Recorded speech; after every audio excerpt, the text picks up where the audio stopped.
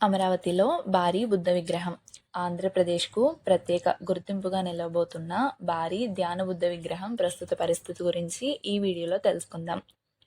ఒకప్పుడు టూరిస్టులను ఆకర్షించిన ఈ బుద్ధ విగ్రహం ఇప్పుడు మళ్ళీ కొత్త రూపంలో దర్శనమివ్వడానికి సిద్ధమవుతుంది. ప్రస్తుతం ఇక్కడ రెనోవేషన్ పనులు జరుగుతున్నాయి.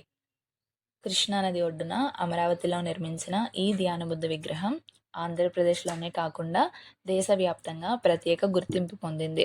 సుమారు 125 అడుగుల ఎత్తుతో నిర్మించిన ఈ విగ్రహం బౌద్ధ సాంప్రదాయాన్ని ప్రతిబింబించేలా డిజైన్ చేశారు. పగలు చూసినా, రాత్రి లైటింగ్లో చూసినా ఈ విగ్రహం చాలా అద్భుతంగా కనిపిస్తుంది.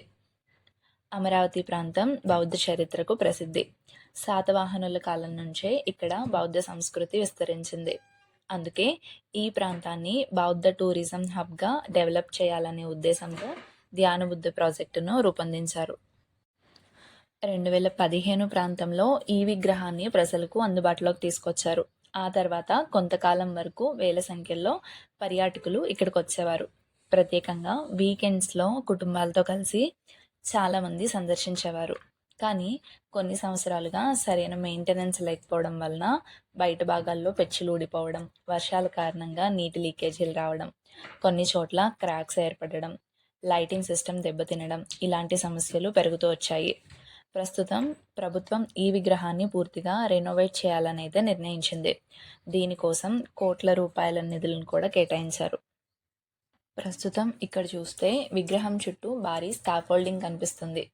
వర్కర్లు బయట భాగాలను రిపేర్ చేస్తున్నారు. పెయింటింగ్ పనులు కూడా కొనసాగుతున్నాయి. కొన్ని భాగాల్లో ప్రత్యేకంగా కెమికల్ కోటింగ్ వేస్తున్నారు. దీనివల్ల భవిష్యత్తులో వర్షాలు, ఎండల ప్రభావం తగ్గే అవకాశం ఉంది. ఇక రాత్రి వేళల్లో మరింత ఆకర్షణీయంగా కనిపించేలాగా కొత్త LED లైటింగ్ కూడా ఏర్పాటు చేయబోతున్నారు. అలాగే చుట్టుపక్కల క్లీనింగ్ పనులు కూడా చేస్తున్నారు. టూరిస్టులకు మరింత సౌకర్యంగా ఉండేలాగా వాకింగ్ ఏరియాలు, గార్డెన్స్ అభివృద్ధి చేసే ప్లాన్ కూడా ఉంది. కొత్త ఫోటో పాయింట్లు, సిట్టింగ్ ఏరియాలు, రాత్రి లైటింగ్ షోలు ఇలాంటి అంశాలపై కూడా ఫోకస్ పెడుతున్నారు. ఈ ప్రాజెక్ట్ పూర్తయితే అమరావతిలో మరోసారి టూరిజం బాగా పెరిగే అవకాశం ఉంది.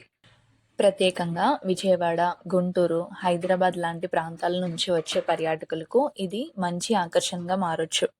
అలాగే విదేశీ బౌద్ధ యాత్రికులను కూడా ఆకర్షించే అవకాశం ఉంది.